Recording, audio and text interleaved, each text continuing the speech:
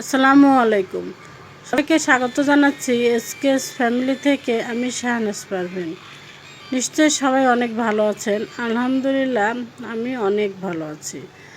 তাই তো রোজার আগের দিন কিছু কাজ গুছিয়ে রাখছি। কিছু বাজার করেছে, সেগুলো এখনও বের করিনি, তো ভাবলাম যে একটু বের করে গুছিয়ে রাখি। তো এখানে খেজুর এনেছে হচ্ছে 2 রকম। খেজুরগুলো আমি একটা কৌটায় রেখে দিচ্ছি।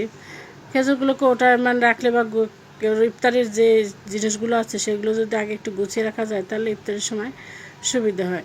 তো খেজুর অবশ্য সব রকম আটলো না এখানে, তো ভাবলাম যে যেগুলো আছে এগুলো আরেকটা কৌটায় রেখে দেবো। আর তো ট্যাং এনেছে, ছোঁয়া দেওয়ার ট্যাঙের শরবত ছাড়া খেতে চায় না, সে ওর জন্য ট্যাং এনেছে। ট্যাংটা একটু কৌটায় ঢেলে নিচ্ছি। এই বয়মটা তো একটু ছোটো হলো, তো আটছে না, পরে ওটাতেও একটু ঢেলে রেখেছি। সবগুলো ঢেলে তারপরে হচ্ছে একটা করে চামচ দিয়ে রাখবো, তাহলে হচ্ছে নিতে শরবতগুলোতে সুবিধা হবে। চিনিটাও আমি আগে ঢেলে রেখেছি। আর এই বক্সটাতে আমি হচ্ছে ইসুপগুলির ভুসি ঢেলে রাখবো। তোকমাটা একটা ছোটো কৌটায় ঢেলে রেখেছি।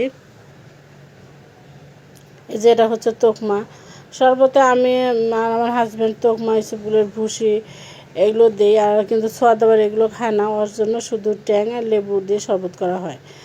আর এখানে কিছু ফল এনেছে, কলা আর হচ্ছে কমলা, সেগুলো একটু ঢেলে রাখছি, একটা ঝাঁকাতে রেখে দিচ্ছি।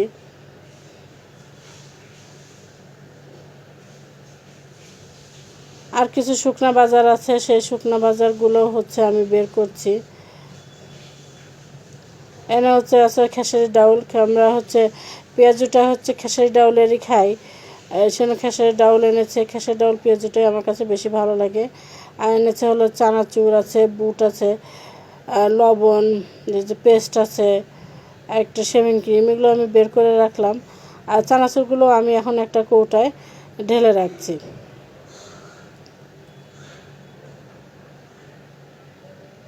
এই চানাচুরগুলো হচ্ছে মুড়িতে খাওয়ার জন্য আনা হয়েছে। মুড়িতে বুটের সঙ্গে চানাচুর দিলে বেশি ভালো লাগে খেতে, সেজন্য এই চানাচুরটা আনা হয়েছে। রোজার সময় তো এমনি চানাচুর খুব একটা খাওয়া হয় না, ও মুড়িতেই যা খাওয়া হয়। সবগুলো অবশ্য আটতে চাচ্ছে না, তারপরেও দেখি ঝাঁকিয়ে ঝাঁকিয়ে হলেও সবগুলো একটু এক বয়মে রাখারই চেষ্টা করছি। হ্যাঁ, সবগুলো অবশ্য এটেও গেছে। তো যাই হোক, এটা হচ্ছে আমার ভোররাত্রের ভিডিও। ভোররাত্রে ভাত হয়ে যাওয়ার পরে লাস্টে আমি দুধ গরম করছি। দুধটা জাল দিচ্ছে। ছোঁয়া দুধ কলা দিয়ে ভাত খায়, একদিন দুধ কলা ভাত, আর একদিন হচ্ছে ওই যে ভুড়ি। তো দুধ জাল দিচ্ছি। এখানে দুধটা প্রায় জাল দেওয়া হয়ে গেছে। আর পাশে ভাবলাম যে তাহলে এখন একটু বুটটা ভিজে রাখি। প্রথম থেকে হয় কি, বুট ভিজানোর কথা মনেই থাকে না, তো এখন যেহেতু মনে হচ্ছে তাহলে এখনই বুটটা ভিজে রাখি। আর ভোর রাতে বুটটা ভিজালে বুটটা ভিজেও কিন্তু অনেক সুন্দর। যাই হোক, তো আজকে তো এখন রমজান তো শুরু হয়ে গেছে। আজকে পয়লা রোজা। আমি রোজার জন্য রান্না করতে চলে এসেছি। দুপুরবেলায় আমি বুটটা সিদ্ধ বসিয়ে দিয়েছিলাম। তো বুট আর আমি আলুটা সিদ্ধ করে নিয়েছি।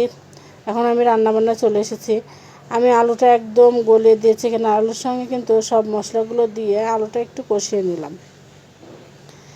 আমি একটু রসুনটা বেশি দিয়েছি, বুটের রসুনটা একটু বেশি দিলে আমার কাছে ভালো লাগে বেশি। তারপরে তো সিদ্ধ করা বুটগুলো আমি দিয়ে দিলাম। দেওয়ার পরে এখানে হচ্ছে একটু কষিয়ে নিচ্ছি বুটটা। বুটটা কিন্তু অনেক সুন্দর সিদ্ধ হয়েছে। আর বুটটা সিদ্ধের সময় আমি একটু দিয়েছিলাম হচ্ছে খাবার সোডা। খাবার সোডা দিলে বুটটা অনেক সুন্দর সিদ্ধ হয় এবং খুবই তাড়াতাড়ি সিদ্ধ হয়ে যায়। মশলাগুলোর সঙ্গে বুটটা একটু কষিয়ে নিলাম, নিয়ে আমি এখানে অল্প পরিমাণে পানি দিব। একটু পাতলা পাতলাই রাখবো, তাহলে মুড়ি মাখানোর সময় মুড়িটা একটু মাখা হলে বেশি ভালো লাগে খেতে। আমি সামান্য পানি দিয়ে দিলাম। বুটটা আর একটু ভালোভাবে আমি একটু নেড়ে কিন্তু রান্না করে নিচ্ছি। আমার বুট রান্নাটাও হয়ে গেছে। আজকে আমি তরকারিতে রান্না করব হচ্ছে শুটকি মাছ। আমি রমজান মাসে শুটকিটা বেশি খাই। শুটকিটা কিন্তু আমার কাছে খেতে খুবই ভালো লাগে।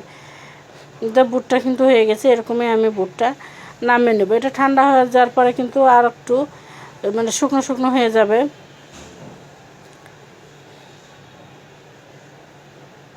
এখানে তো আমি হচ্ছে তরকারিতে শুটকি মাছ রান্না করব। একটু আলু দিয়েছি, একটু মোটা মোটা করে কেটে দিয়েছি। এখানে দিয়ে দিলাম হচ্ছে রসুন কুচি। আর যেহেতু এটা শুটকি মাছ, রসুনটা তো একটু বেশি দিতেই হবে। আমি একটু রসুন বাটাও দিব, এবার রসুন কুচিটাও দিয়েছি। এবার দিয়ে দিচ্ছি হচ্ছে পেঁয়াজ কুচি। পেঁয়াজ আর রসুনটা একটু ভালোভাবে হচ্ছে ভেজে নিচ্ছি। ভেজে নেওয়ার পর আমি ধুয়ে রাখা হচ্ছে লটকা মাছের শুটকিগুলোও দিয়ে দিব। লটকা মাছের শুটকিটা এর সঙ্গে আমি একটু ভেজে নিব। আর লটকা শুটকিটা কিন্তু আমার কাছে মানে খুবই ভালো লাগে। আর এটা আলুটা একটু মোটা মোটা করে কেটেছি, অল্প একটু আলু দেব, এর সঙ্গে দিয়ে একটু মাখামাখা করে শুটকিটা রান্না করব। রমজান মাসে কেন জানি না মানে কোনো রকম মাছই খেতে পারি না, বিশেষ করে বেশি ঝোলের তরকারি খেতে পারি না। একটু শুকনো শুকনো খাবার বা ভর্তা হলেই বেশি ভালো লাগে। বুড়ি তো রান্না করাই আছে, বুড়ি রান্না করেছি। আর এই তো শুটকি মাছ আর ভরাতের জন্য ভর্তা করব। সেই ভর্তাটা দিয়েই হচ্ছে ভোরাতে শুধু ভর্তাটা খাবো, আর এই রাতের জন্য এই যে শুটকি আছে এটাই খাবো। এই শুটকি মাছটা আমি প্রায় সবসময় খেতে পারি, সবসময় ভালো লাগে, কিন্তু রমজান মাসে মনে হয় যেন আরও বেশি ভালো লাগে। তো আলু আর শুটকিটা একটু লবণ আর হলুদ দিয়ে ভেজে নিলাম, একটু কাঁচামরিচ দিয়ে দিয়েছি। আর এখানে দিয়ে দিলাম হচ্ছে আর একটু হচ্ছে রসুন বাটা দিয়েছি, আর একটু জিরা বাটা দিয়ে তো অল্প মশলা দিয়ে হচ্ছে শুটকিটা রান্না করলাম। এবার একটু পানি দিয়ে দিলাম, পানি দিয়ে আর একটু আমি আলুটা কষিয়ে নেব।